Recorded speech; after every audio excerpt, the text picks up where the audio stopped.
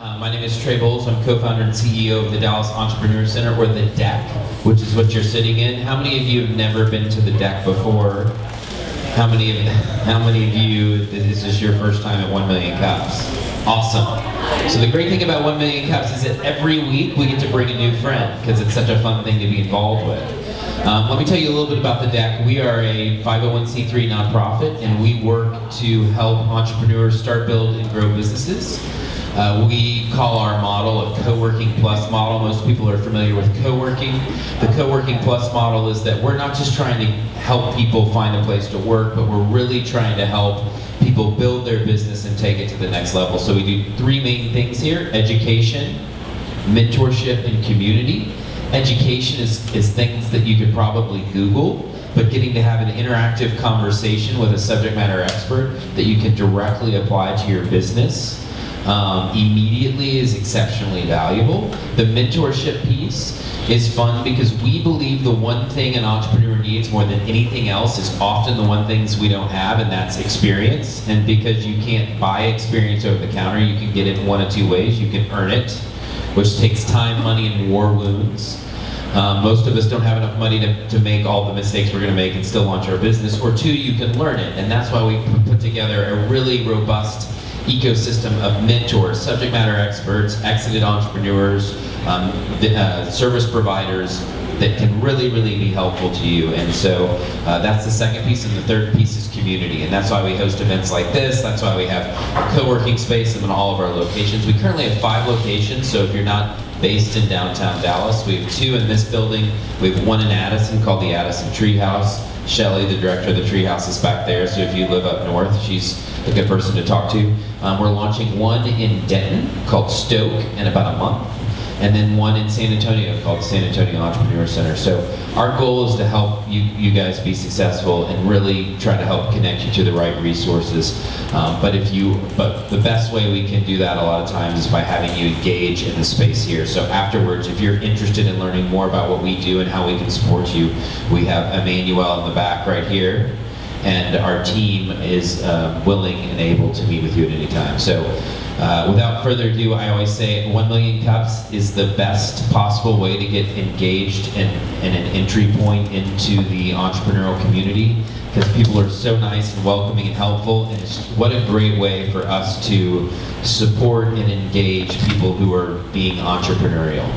And so the one thing I will tell you, one of our rules at the DEC, is that it's often really nerve-wracking to get up in front of a bunch of people and talk. And so what we do anytime somebody comes up on stage is that we give them a standing round of applause to make them feel welcome and comfortable. So let's try that out first with one of our local 1 Million Cups coordinators for Lauren. So let's welcome Lauren to the stage. Stand up. There you go.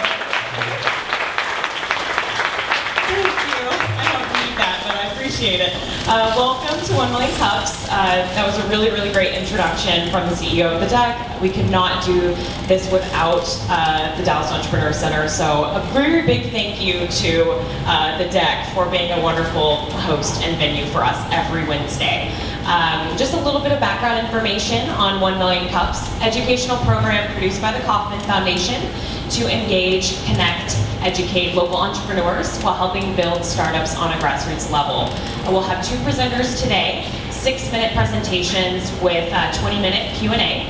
And we will have Greg running around with the mic if you do have any questions. So please raise your hands high. We welcome feedback and any questions. We are filming today for our YouTube channel, so we'd like to hear your voice up nice and loud. And please stay caffeinated. We have Shade Tree Coffee Roasters here for us this morning, so please go and get as much coffee as you'd like. I have not had any yet, so I will need to do that after this. But just as Trey said, we'd like for everyone to please give a big warm welcome and applause. We have our first presenter up, so Toby of Matano. So everyone please stand up and give a warm welcome.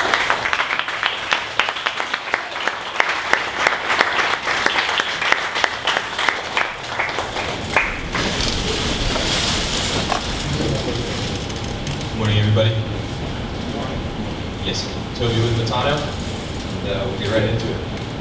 About 4 years ago, I took a trip to Ghana, which is in West Africa, to visit an orphanage that had just taken in 8 boys who were entrapped in child slavery.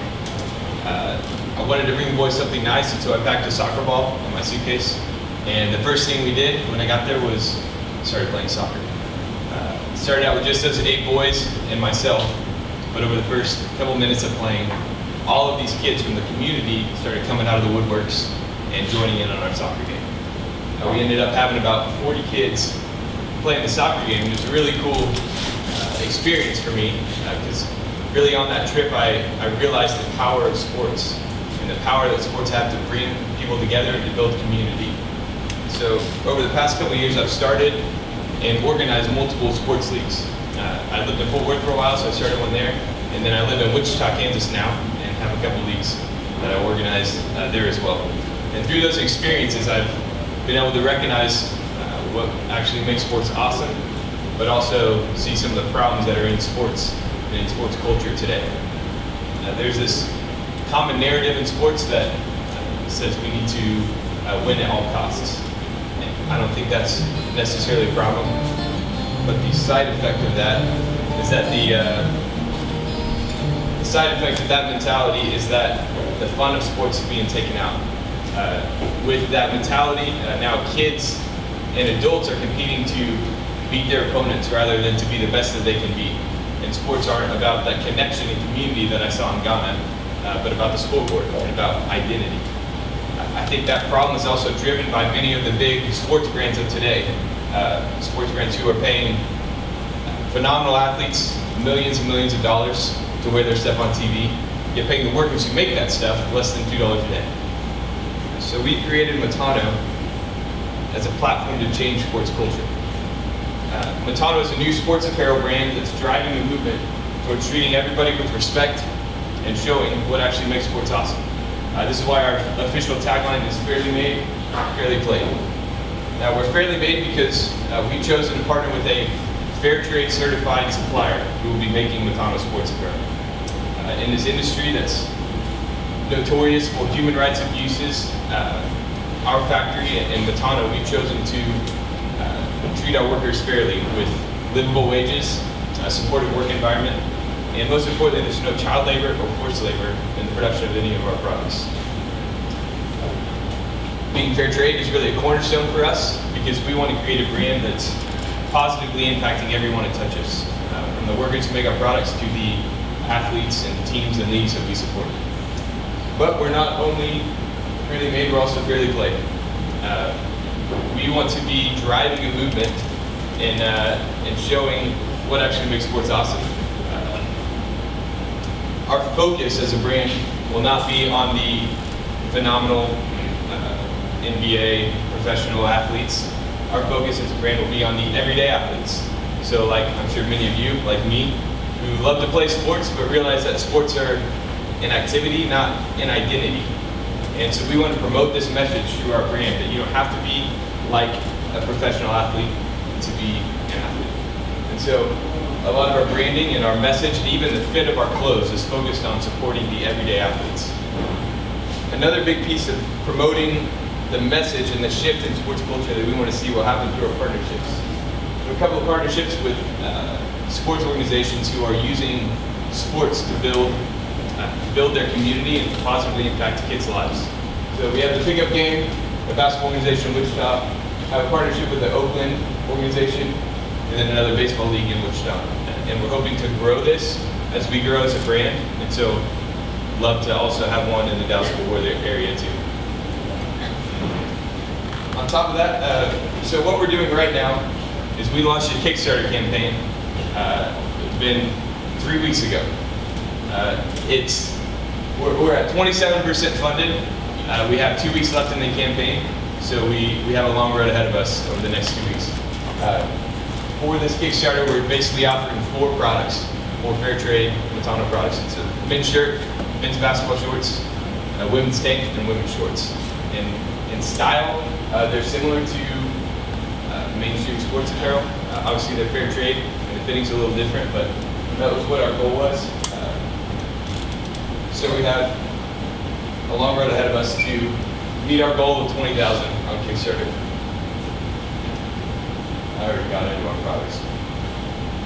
But yeah, men's shirt, men's shorts, women's tank, women's shorts. Okay. Now another big piece of what has been developing for us over the past couple of months, we really started committing to this fair trade sportswear. And as we've launched the Kickstarter, we've kind of been getting more proof of concept and realizing that it's very hard to connect with the fair trade community, harder than we initially thought. So it's a little weird to be presenting in 1 million cups right now because we might be in a big transition. We actually partnered with a factory in Haiti, it's a nonprofit who basically came in after the big earthquake in Haiti to help build the economy and to support women because there's a big problem with orphan care, and a lot of that's just economically driven. So this factory started doing team sports apparel, and has struggled to bring that to the market. But we've been connecting with them as an opportunity to start providing completely customized team, group, corporate event sports apparel. So with branding, with all of that, and still within our mission to be fairly made, fairly played. So we're excited about this. We haven't fully launched this program yet, but this is something we're developing, and it honestly might be the way we go as a brand from here on. So that's a little bit about where we're at. And I'll put it up there. We're Matano, we do fair trade sports apparel. Thank you guys for your time.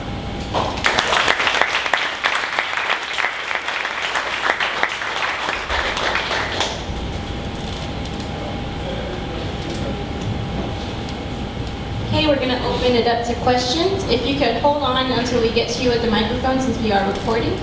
And Gregory here will give you the mic. Questions? Hi, good morning. My name is Julio, and I'm from Ghana too. Really? Yeah.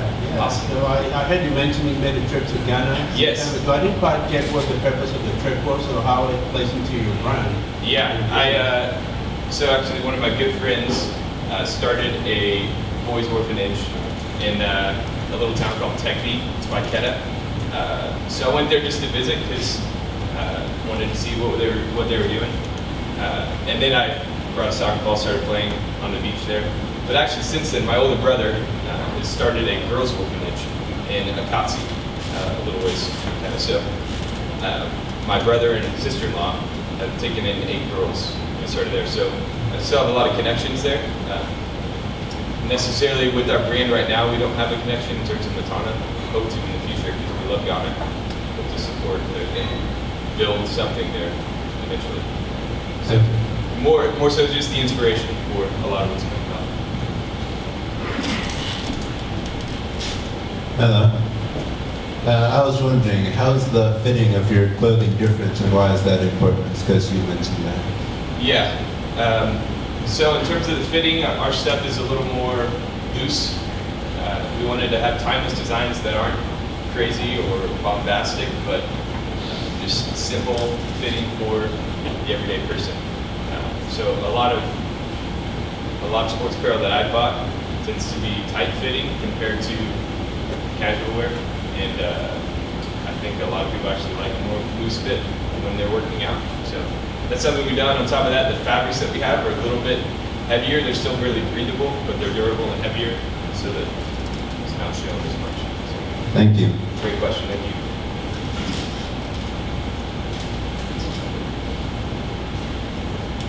Do you have any sales, and as a percentage of cost, how are your costs higher as compared to normal? So all we've been doing is really pre-sales through our Kickstarter campaign. So we've had basically 67 backers, I believe, or 68 backers on Kickstarter who've pre-ordered our products. That's all we have. In terms of price point, what we're offering the products on Kickstarter for is for the men's shirt, 34, and men's shorts are 34.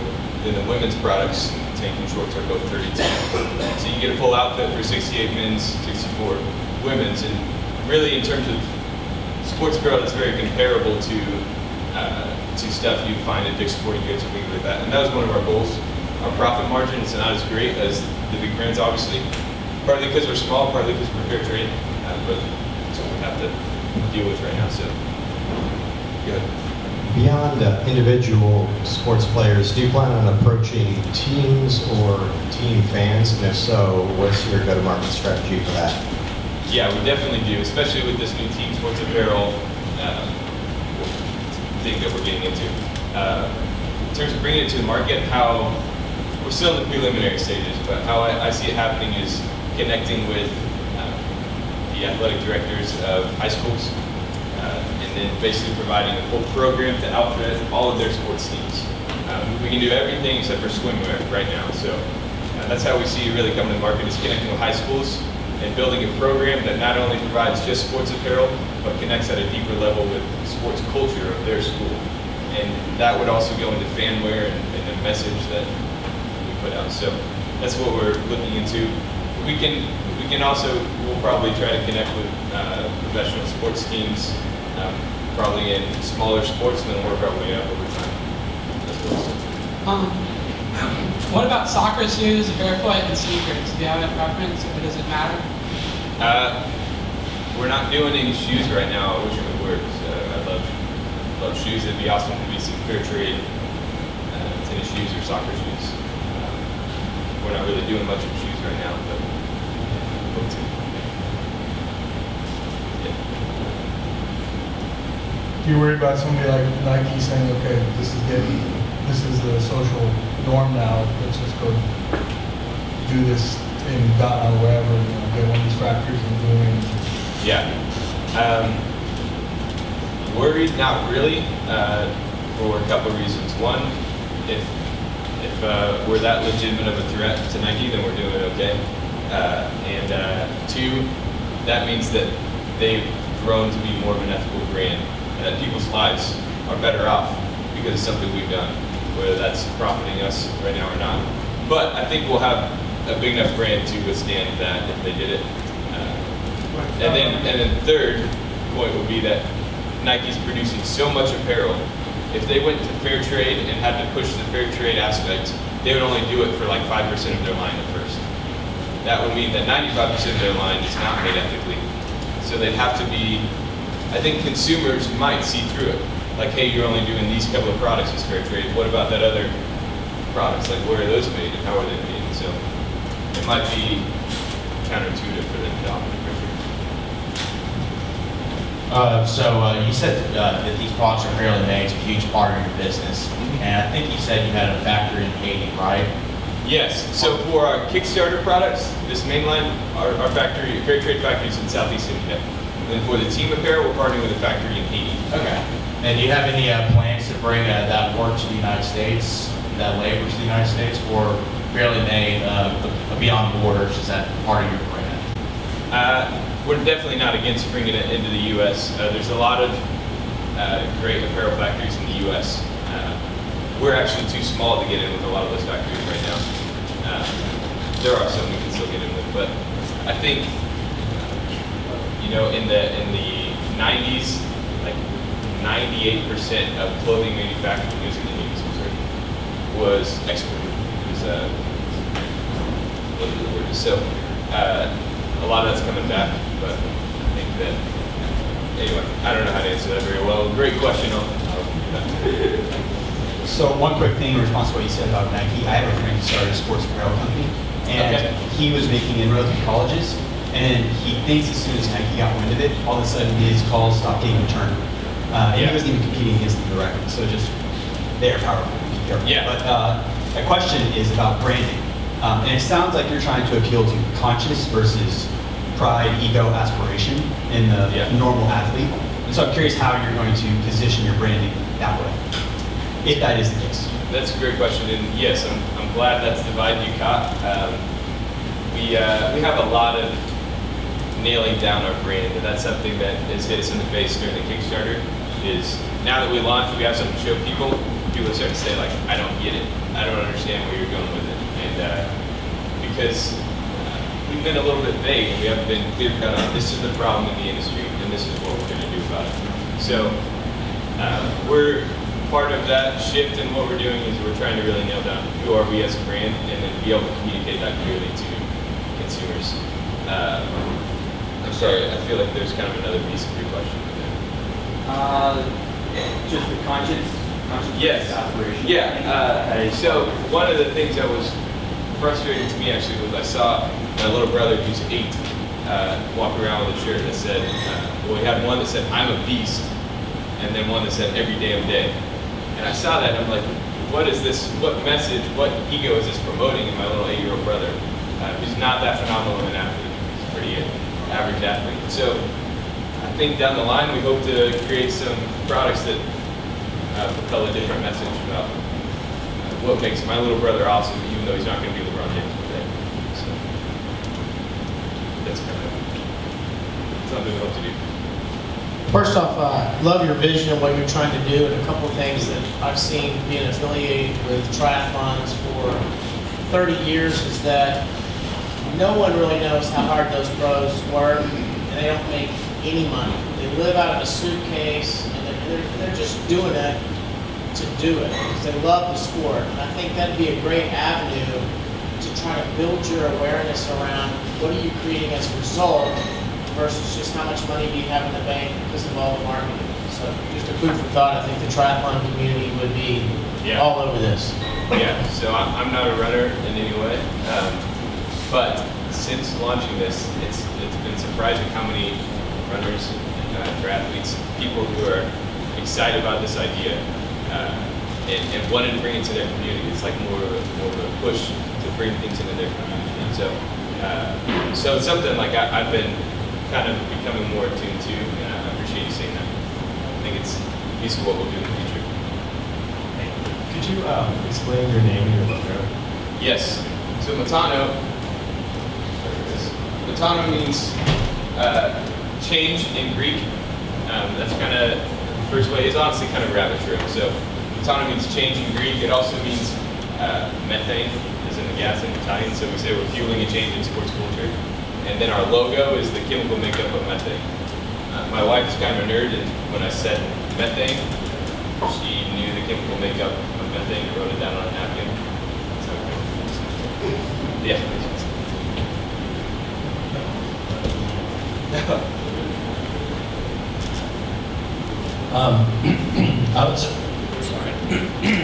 I would say just combining his question with the question over here around the logo and branding. Yeah. One thing that I've noticed is that consumers aren't that intuitive, and so you oftentimes have to hit it over the head with a hammer in terms of here's what the brand is, here's what we're trying to accomplish.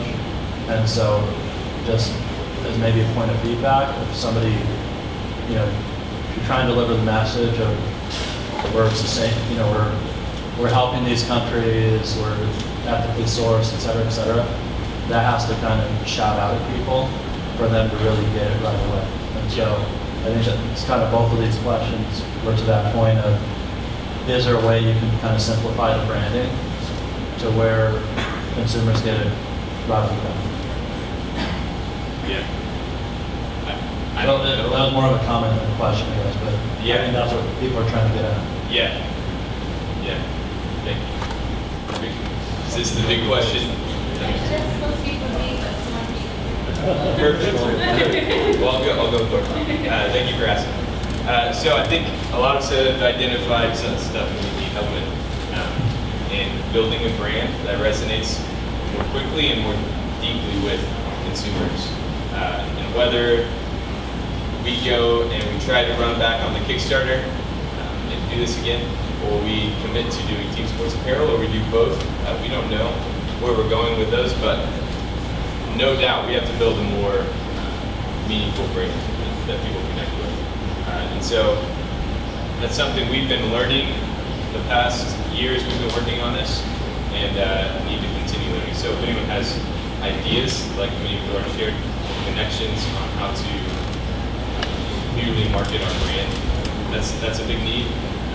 As well as for the Kickstarter, we're not giving up. Like even though it's third quarter and we're way down, I'm going to do everything I can to still put up points and see what happens.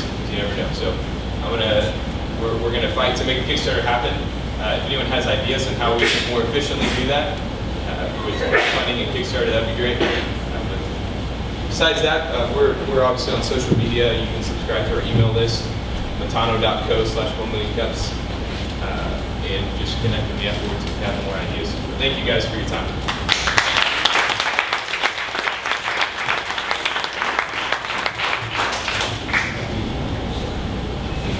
All right, thank you. And then a quick reminder that we are also very active on social media. So we have included some Twitter handles up here of the presenters as well as ours. Please log on to Twitter and use the hashtag #1MCDAL. We check that all throughout the program as well as every day. So if you have questions, feedback, anything generic or just about today, please put it on there and we will respond. And then now we have our next presenter. So Hamza from Highway Hand is next. So everyone please stand up. Give a warm welcome. Hamza.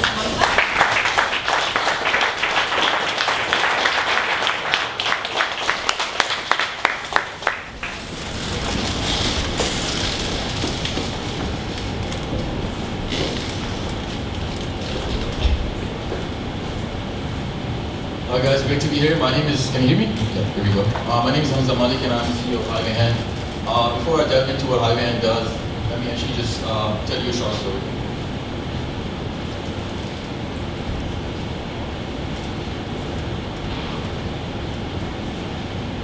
So it was a beautiful Saturday night and the world was out and about. So was Mr. Patrick as he was on his way to perform for a crowd of 10,000 as an integral part of the Jellyfish Champion. Unfortunately, he soon realized something was not right. His battery was out of whack. So he called AAA, his insurance companies, tried to get roadside assistance, but the wait was too long, and the cost for on-demand roadside assistance services was just too high. He even tried to stop some passing cars, but nothing worked out for him. In the end, he couldn't make it to the concert, and we all know what happened and how the crowd reacted. I had the pleasure of meeting Mr. Patrick, and I was touched by his heartfelt story, so I decided to help. Startups are a lens through which we get to look at the world's problems and present intuitive solutions. So I decided to look. Problem, roadside assistance sucks. The costs are too high. You really have to use your subscription plans. An average American user uses roadside assistance once every 4 years. Something as small as a car jumpstart can end up costing you $350 over the life of the plan. And then when you use them, the wait is too long. The average wait for an average American user is somewhere between 45 minutes to an hour and 15 minutes. And that's a big chunk of your day.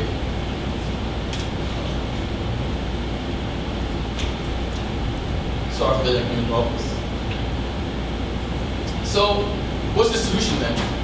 Roadside assistance on demand. Well, actually, we have a lot of startups which are already doing that, urgently, Honk. But I would go as far as saying that they're not part of the problem. Sorry, they're not part of the solution. Actually, they're part of the problem. Why do I say that? Because now, with the addition of these startups, we have more companies who are fighting over the same roadside assistance providers. So what they've done is they haven't done anything to increase the supply. All they're doing is just fighting over the same contractors and the same stocks. So then I started to look furthermore, and this is what we found. In addition to the high cost and longer waits, the consumer doesn't have any freedom of choice. The consumer has no choice over who he decides should come to their help. Obviously, a company is going to hire whoever is the cheapest, and they might not necessarily be the best at the job that they do. So, choice is missing. The second thing which relates to the choice part is transparency. There's no transparency. Request insurance companies, whoever they might be, you don't know what driver they're sending, where the driver is at, and how long are they going to be, and there's no way of communicating with them directly.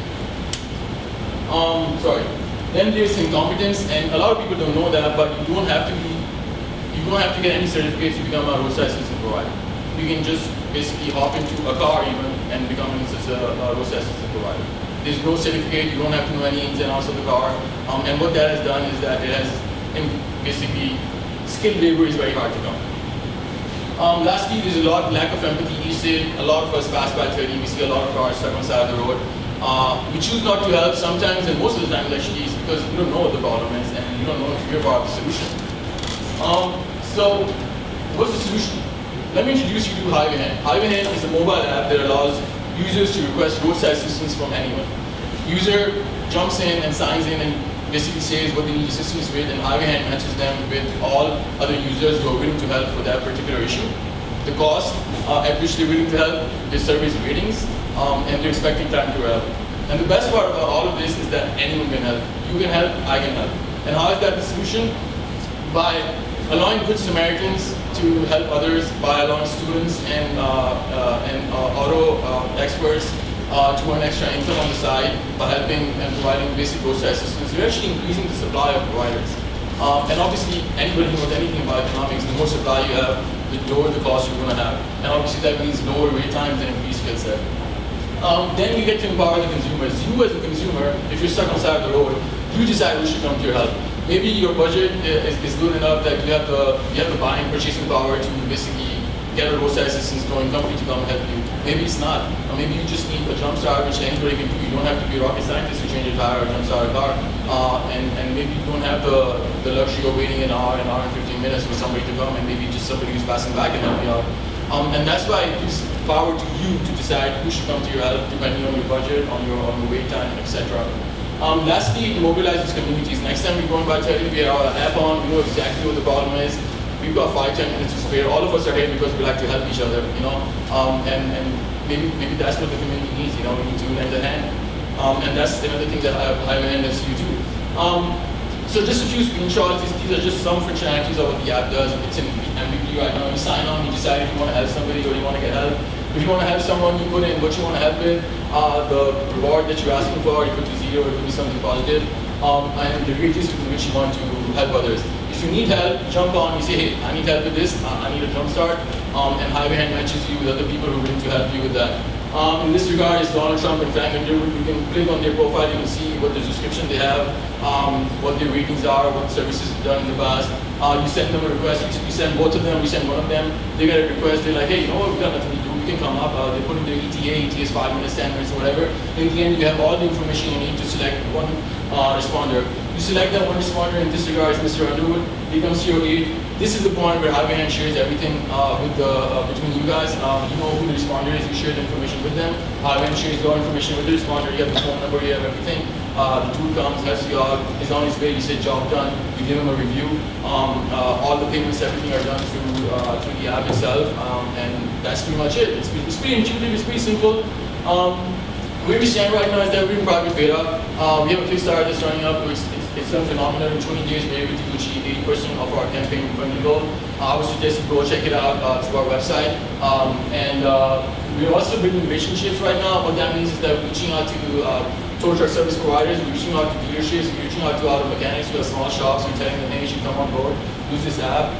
We're also looking for co-founders with some coding experience, and looking for angels, looking for employees.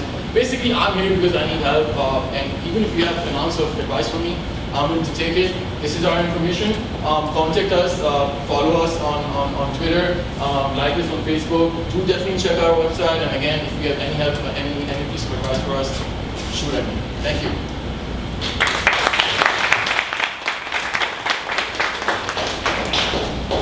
Any questions? I'm curious, how are you going to vet these people providing these services, and how are you going to negate your liability? That's a very good question, and obviously that's the first question that comes to everyone's mind. But I think this is a very integral part of the sharing economy. That's not just a problem with us guys. That's a problem with anybody who's providing with that sort of process. That said, all you can do is you can mitigate risk. I'm actually a risk professional. My background has to do with risk management. And for that, what we're trying to do right now is we're trying to build a platform where community is more involved. But that means that you can do links through Facebook, Twitter, so you have a history of where these guys are coming from. If I jump in and I put on sign up on this app, my whole history of Facebook and Twitter would be there for everybody to see. Hey, this is a legit guy. This is where he works. I'm going to try and jump in and try and link it with LinkedIn as well, but that's something far down the road. Besides that, we're trying to do phone verification. What that means is that we send you a code to make sure that you're the person behind the phone number, and that kind of gives you a link between the phone companies and assigns that phone number to you. So in case something goes wrong, we have a way to track you down, and obviously that deters people from doing something wrong either. In terms of liability, liability is something that's the risk is huge in this regard. But at the end of the day, the whole purpose of this app is to make the consumer, to empower the consumer. So the consumer decides who can help. Again, if you don't want the liability, you don't want the risk, you can go for a tow truck driver. If you know what you're doing, you have basic needs such as changing a tire, which has nothing to do with liability. I don't think anything can go wrong with that, or jump starting your car, or basic stuff. Or even if you know something about your car and you know that that's something that's easy to do and anybody can do it, you can go for that option. So as a consumer, you have the power to choose basically what option fits you best. So I think that's where Highway Hand sort of mitigates for that risk. Yeah, hey, great presentation. Kind of a follow-on about the risk. Have you looked into any the insurance piece of this? Because it seems that if you're asking somebody to not only touch your car and they're not insured, but also pull over on the side of the road to deal with you, it seems like there's a lot of insurance liability that you are going to take on with that. And then my other question is, if the average person's car, you were saying, is once every 4 years they need roadside assistance. I mean, how are you going to get them to come back to this app? How are you going to make it sticky at all when they're only going to use it once every 4 years? Right, that's great two questions. I'm going to answer the first one first. The thing about insurance is that a lot of people think that, but the way the model is right now, you don't have to have an insurance. Even these tow truck service providers who do this for a business, they have no liability insurance. There is no need for them to get it. The only point that they're liable for is not even when they touch your car, it's when they actually tow your car. And that's when basically you have to have a tow truck license as well. That's the only part. If they fix your car at the spot, if they do this basic services, which is jump start, tire change, anything of that sort, no insurance involved, you don't have to be insured, they don't have to get insured. Again, we would like ourselves or people who are using this app to get insured. And yes, it's a very valid point that we should go forward and we can talk to some insurance industry that maybe we as a vendor can fill that gap and provide some basic insurances for the people who are using our app. To your second point, which was, I'm sorry, I totally skipped that. Skip the second part of the question, sorry. Yeah, how do you get people to come back to the yes, app? how do you get people to come back? So the thing is, the statistic that I showed you, first of all, is based on AAA insurance companies, and obviously you know how they work. Basically, the more newer cars they can get, the lower the probability they have, right? And so most of these guys, the statistics that I'm quoting is basically for guys who have newer cars. Older cars is going to be very different, and the worst part is that there's not enough research out there to say anything. Actually, I was able to find 2 reports each for $1,000, $1,000 each, that basically said anything about roadside assistance. It's really hard to come by. But that said, what we're trying to do here is, going back to the first question, build a community through Facebook, through Twitter, where we promote this kind of behavior. I feel like that's one thing, which would make people come back. We're going to point awards, we're going to point badges. We're going to basically make it into a game. The more people you help, the better it is. I'm trying to raise some money where I can do rewards that, hey, if you help 10 people in a month, you get $1,000 or $500 or something of that sort, basically, and obviously that's going to come from power of, from our revenues, but I think it's fair, and I think it's going to build a community of trust and take it forward.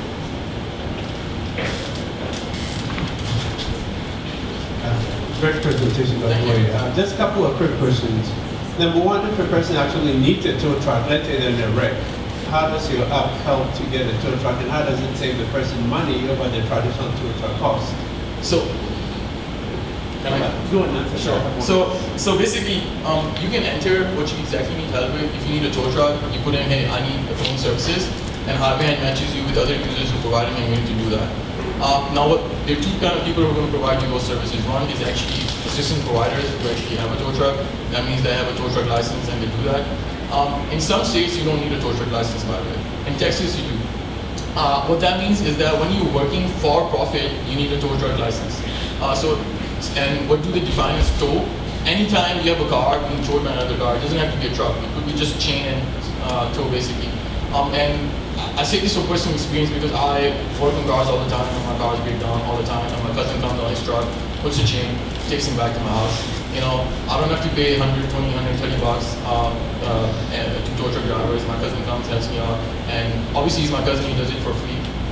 And basically, job gets done, I'm where I need to be in a very short time without paying anything. So it's for users like these, who don't, and I understand a lot of us are wary of this, and I understand that, hey, I'd rather get a $150 tow truck and pay them by the mile, and which is fine.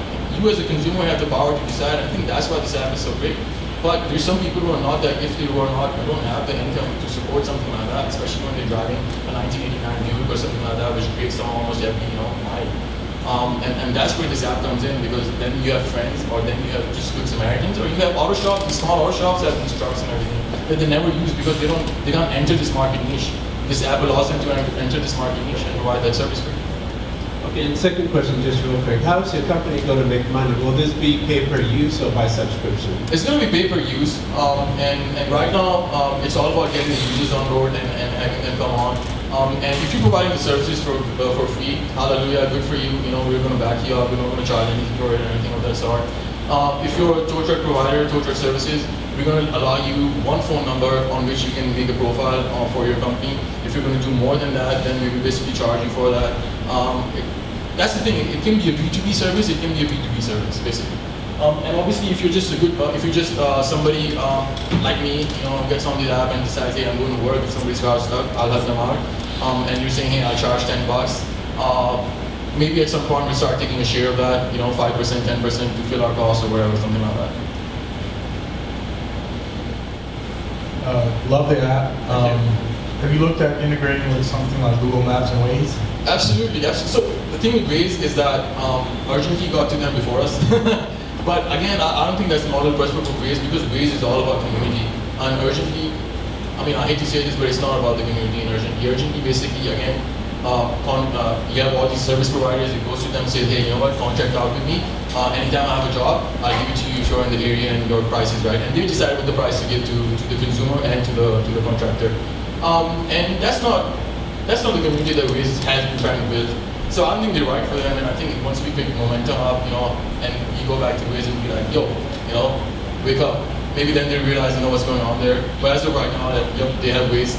As far as Google Maps integration and stuff like that, that's something that we have planned for, but I think it's way down the road right now. It's not something it's not easy, and we're not at the level to leverage something like that. Two questions. Are you live now? We're in private beta. People are using it. Each day they tell us things are changing. We change the app accordingly. And we're going to be, I would say this is live because people have used it to help each other out and stuff like that. But I'm just waiting for my Kickstarter to end because I think it's unfair for people who supported us with Kickstarter. But once the Kickstarter is done, I'm going to go into live beta. Okay, and then what's your rollout strategy? Are you just going? No, it's going to be just completely regional. Texas is the prime spot to be. From the research that we did, Texas has the highest number of cars, higher numbers of breakdowns, obviously, greatest demand for roadside assistance, and the greatest demand for free roadside assistance as well. Obviously, you have different means of gauging that, but we found that Texas, just from Google searches, that's an example. Google searches said that the greatest keyword when it came to roadside assistance was free roadside assistance. And that speaks to something that, hey, there is a market for this kind of basically. So yes, it's going to be just a DFW area first, and that's why I'm rallying up all you guys and all of us and everybody, to support this. And then we're going to move on to Houston, but Texas is our prime spot. We're going to take over Texas first before we move on to the rest of the nation. Okay, so the challenge typically is awareness. So what's your strategy for awareness? Crowd shading. Help sharing in this regard. It's all about awareness. It's all about getting the market, and ramping them up, and it's hard. And to be honest, I know this sounds very cliche, and maybe it's not the right answer, but right now our strategy is to throw money at it.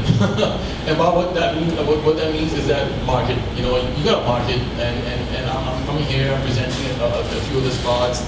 I try to tell people, I'm hiring people just for this purpose, to make cold calls, to call churches, to call mosques, to call people, and let them know, hey, this is an app, you can help with this app. To call these small shops, tell them, hey, you can use this app. So it's all about awareness. We're just hiring people and reaching out to people and telling them, hey, call these guys up, tell them about our app, have them bring on. And then obviously from Kickstarter, whatever money I can raise myself, I'm trying to go out, hire a company to market this for us, and take it from there. So on the branding front and marketing, so I was sitting here going, okay, well, I've got two options for roadside assistance. So I can call the car manufacturer, or I can call USAA, my insurance provider, and they'll come and do it for free. So my suggestion would be to highlight more the two aspects: safety, because, well, I'll go back, but also the sense of community. I actually gave somebody a ride the other day to go get gas and come back, and she was broken down on the side of the car by my farm. I felt comfortable doing that, well, because I was carrying at the time, so that helped. But also, I mean, she was wearing her name badge, and she was like obviously on the way to work, and she was a nurse. Like and she was a she, and I'm a large man.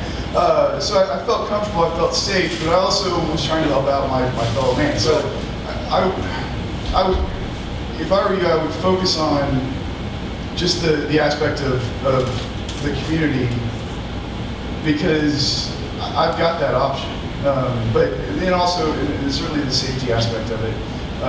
And you might think about getting outside of Texas just because, like, in Texas, like, we stop.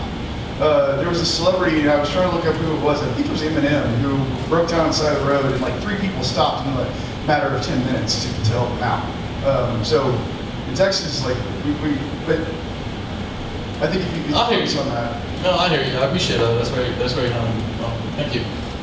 Let me go through the hoops for you. At the same time, again, I said I need to throw some money at it. Market gap. If you have some money, just lying around, you want to give it to me, go for it. And then obviously there's the whole thing about, you know, coming on board. If you want to be a co-founder, I have some experience coding. I need more coders because now that it's live, but it's in beta. I need to make changes really quickly. A user says, hey, you know what, this needs to change, or user experience, you know, let's do this, be more adaptive. So I need to make changes on the fly. So I need a new co-founder that I can bring on board. Angels, co-founders, community advice, things like that. You know, just throw things at me, man. You know, I'm here. I'll catch them. Yeah. So is it on both iOS and Android? Yes, sir. It was built on cross-platform, Angular JS, basically, using Node and everything. So right now we release it simultaneously to both Android and iOS. Again, go to my Kickstarter. $1-2, you get to use it before anybody else. You can email me, contact@highwayhand.com. We can send you a link as well to try it out, check it out, and see how that goes. Cool, thank you so much for having me. It's been a pleasure.